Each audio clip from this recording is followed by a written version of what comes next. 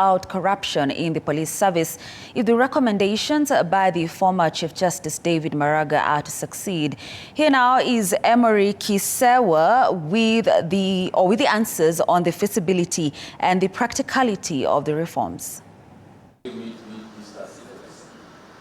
After more than 10 months of identifying the legal, policy, administrative, institutional and operational constraints on the effective service delivery of the police service, the National Task Force on Police Reforms, led by the former Chief Justice David Maraga, delivered a full report to the President William Ruto earlier this week.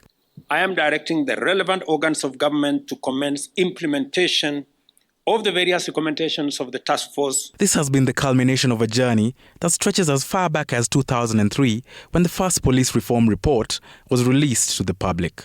According to the task force led by Maraga, the performance of the police has been negatively affected by a number of factors such as underfunding, deficient leadership, structural and organizational weaknesses, and corruption. During the review, it became clear to us, Your Excellency, that the challenges facing the services were not just laws, policies, institutions, and processes, but also leadership gaps in the services. The question remains, will the recommendations made by the report, which was one of the President's key campaign points, as well as a tenet of the Kenya Kwanza bottom-up economic transformation agenda, succeed? According to Chris Otieno, a security expert, Kenya is at the best place to effect the recommendations. From where I sit as a consultant, I see a possibility of this one working.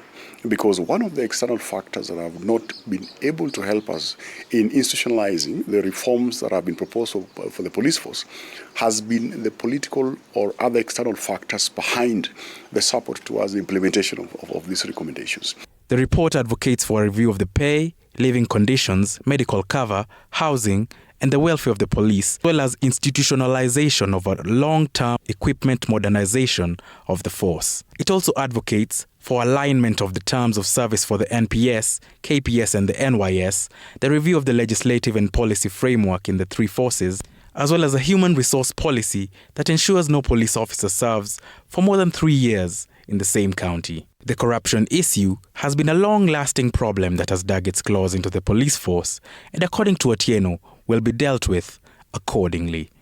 If we have leadership that gives zero tolerance to corruption cases, if we have us sticking to the logos that we see in police stations, these are zero corruption, nil corruption zone. If we see leaders who are able to have strategic implementation of these kinds of initiatives, then we are basically saying that we are taking the right route towards eliminating corruption in the police. Kisewa Emory, TV 47.